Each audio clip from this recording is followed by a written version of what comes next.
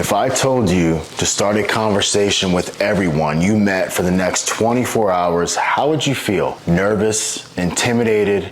Well, you're not alone, because 1 in 5 people now suffer from anxiety and are struggling with these feelings every single day. You see, in this modern age of technology, social media, and dating apps, actually starting conversations with strangers is a lost skill. That's long gone. So just like most people, you are most likely just making these big 5 mistakes that are ruining your interactions. If you ignore them, these could actually cost you potential friendships, your dream job, opportunities, dates, and so much more. So in this video, I'm going to break down a simple 5-step framework that you can use to avoid each mistake, so you can have amazing talks with anyone. I'm going to keep it simple. I want you to think differently about conversations instead of a regular chat. Think of every interaction as a chance to build an authentic connection between you and the other person. Think of it like building a bridge that connects you to the other side. Step 1 of the 5-step framework is to check out the landscape. Just like you wouldn't start building a bridge without first checking out the landscape, you shouldn't just jump into a conversation without some mental prep or at least situational awareness. So here's what you're going to do. First, just for a second, visualize a successful conversation having a good time. Take a second and be like, okay, this is going to go well. I'm going to make this person laugh. We're going to have a good time, because when you hold that positive mental image, it's going to calm your nerves a little bit. And look, everyone gets nervous talking to new people, especially if you're not used to it. That's normal. So don't think that you're a loser. Don't think that you're stupid. That's just how today's society is acting, because it's not normal to talk to people in person anymore. And everyone you meet is a potential great connection. You have to get good at this. You guys might be strangers now, but this person could literally become a potential best friend, a business partner, or even a romantic connection. So when you see them, act like you are going to become good friends. Don't go overboard and pretend like you already know them. You know everything about them. That's a little creepy, but remind yourself that nothing bad is going to happen. You were just having a conversation. You were just exchanging ideas. A technique that's known to work is using great posture to your advantage. I talk about this all the time. It's proven that standing or sitting up straight gives you confidence. So when you're talking to someone, remember not to slouch. Keep your shoulders back. Keep your chest out. There's no need to be unnatural and robotic. It's more of a subtle reminder that you are a strong person, that you are confident. But remember, that confidence isn't about feeling 100% ready, because at the end of the day, no one is ever 100% ready. You don't know what you're getting yourself into when you're talking to a new person. It's about taking that first step, even when you're nervous. Now that you are mentally prepped, let's move on to actually starting the conversation. Step 2 is where you start laying the foundation of your conversation bridge. It's actually where most people mess up big time. They use generic, boring openers, and it kills the vibe from the start. I mean, how many times have you heard someone come up to you, "Oh, nice weather." It's boring, man. No one cares. Everyone has looked outside. Everyone knows what the weather is like. Instead, here's what you should do. Open with an observation that's relevant to the situation. Let's say you're at a coffee shop and the barista is making a fancy drink. Make a comment about the drink. Make a comment about the barista, or make a comment about the music that's playing in the background. The reason why is that it shows that you are present. It shows that you are observant, and it instantly makes the conversation more interesting. Also, you are both looking at the barista. You're both listening to the same music. So that is something that you have in common. Even though you just met this person, you have no idea what they are about or what their values are. If the music comment, for example, starts that conversation, perfect, because then you can pivot into asking them what kind of music they like. And by the way, there's an easy way of saying that without being so generic. For example, what kind of genre is your favorite? That's kind of corny. But if you say you look like you'd be into Morgan Wallen, did I get that right? It doesn't matter if you got it right or wrong. You immediately start building a deeper connection with that person. Even if they say no, I don't even know who Morgan Wallen is, then you can ask, you could just ask, all right, well, who's your go-to then? That's a much better transition into that topic. Remember, the key is to keep it natural, keep it casual. You are not interrogating them. You are just starting a friendly chat, just like laying down a smooth, solid foundation for that conversation bridge. Also, if you are transitioning from online to in-person interactions, this is very relevant nowadays. Maybe you met someone on Instagram or a dating app. Try referencing something from their social media account that you've seen or from their dating profile, because it shows interest. It gives you an instant connection point.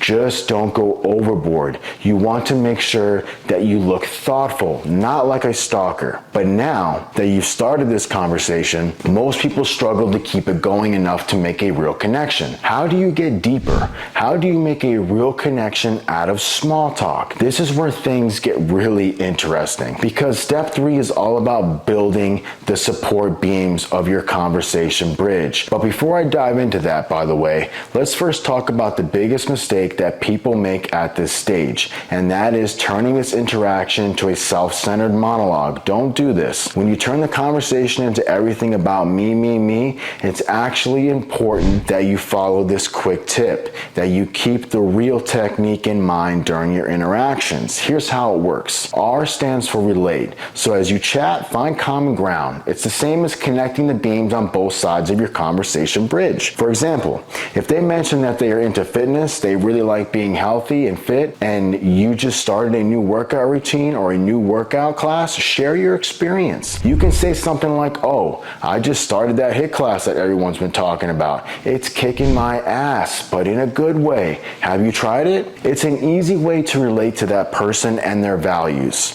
E is for engage. You need to show genuine interest during the chat, unless you don't have interest, and at that point, E is for exit. So make sure that you ask follow-up questions to strengthen the connection that you guys have. A is for active listening.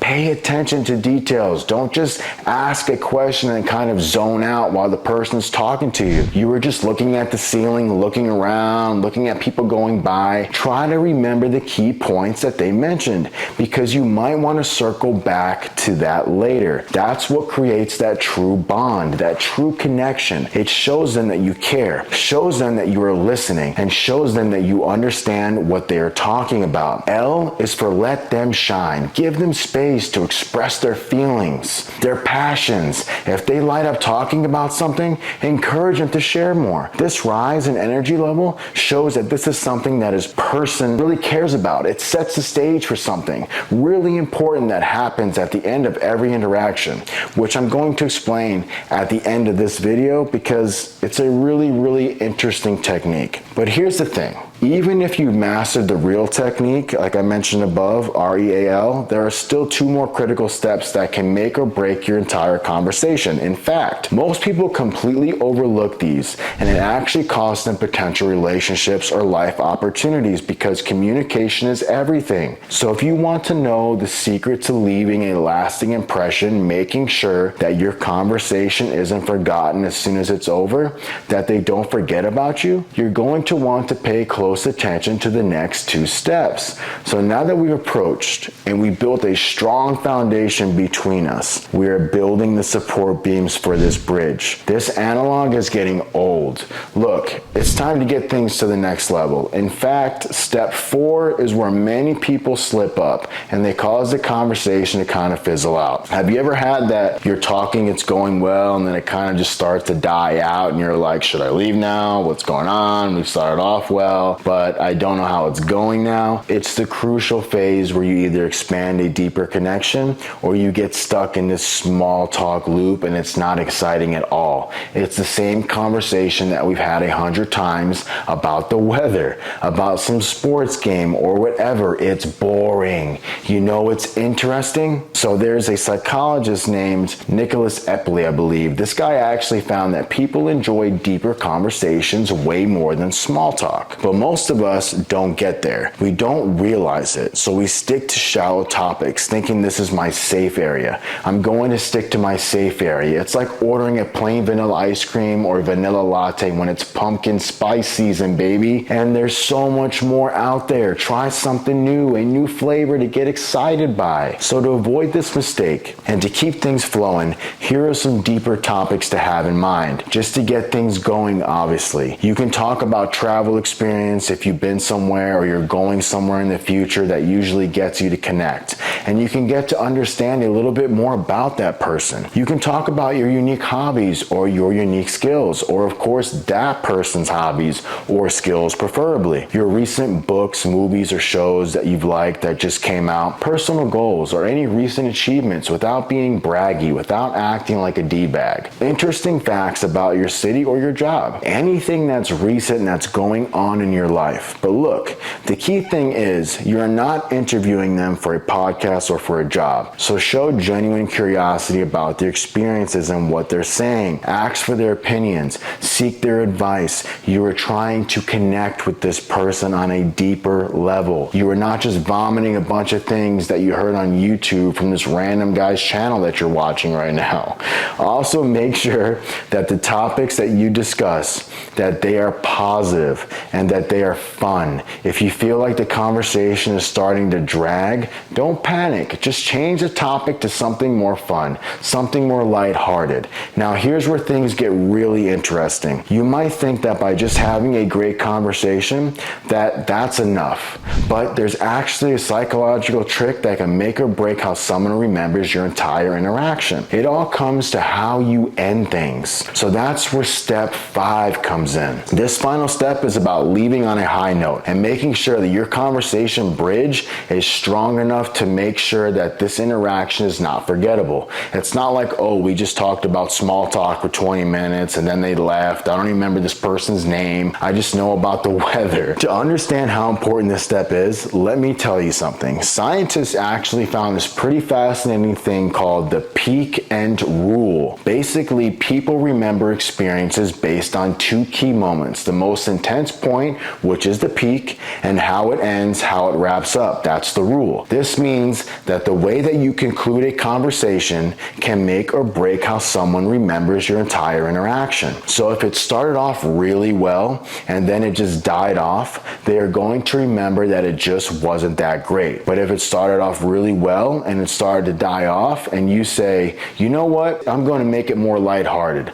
and then I'm going to leave, that's the way to do it. So to make this better, to make this easier, I'm going to give you a 3-step process that masters this rule. By the way, I'm giving you these rules as a beginner guide. I don't want you to sit there and look at your notes when you're having your next conversation. It's about getting started for your first conversations over the next few weeks, and then you can let these rules go.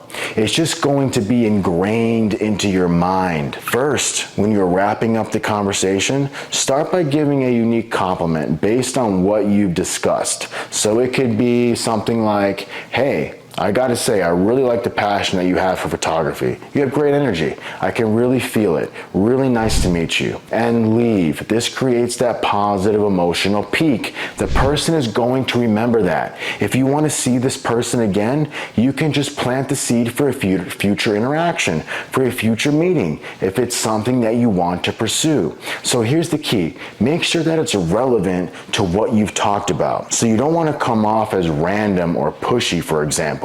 If you've been chatting about coffee, you might say, you know, I'm definitely checking out this new coffee shop that you mentioned next week. If you want to come, let me know your Instagram. I'll hit you up. I'll send you a message. Maybe we can meet there. This leaves them with this sense of excitement for what's to come next. And it's something that you already talked about. You talked about coffee, so it keeps things relaxed and chill. It was related to what you were talking about. It's so low effort, you don't even really have to think about it once you get used to it. And to end it, honestly, just express how much you've enjoyed the conversation. Be honest. Let them know that you need to head out. Hey, I gotta go. I can't emphasize this enough. Do not overstay your welcome. Don't start the conversation off strong. Talk, connect, and then let the conversation die down until it becomes boring. Make sure to leave on a high note, and it can be so simple. Just say, hey, great chat, I gotta run now, but let's definitely continue this another time, and that's it. It ends the interaction on a high note and makes you look like you got places to be. You're busy. You're not just lingering. It allows you to leave while the energy is still up, still high, as opposed to letting you drag for too long. And then it's like, okay, this isn't working, I'm gonna leave. That's what makes it weird, makes it cringy. By the way, if it went really well and you wanna meet up again, I highly recommend this. This is for romantic situations or going on a date or whatever, or even business relationships. Send them a follow-up message within 24 hours. And in the message, mention something specific that you guys talked about. Shows that you were really listening, and it reinforces that positive interaction that you've had. And guess what? Now you have built a fully functional conversation bridge to interact with anyone, anywhere, anytime. But what if while you're having this conversation and a girl in the room keeps looking at you? Check out this video here or over here, and I'll show you again exactly what to do. Thanks for watching.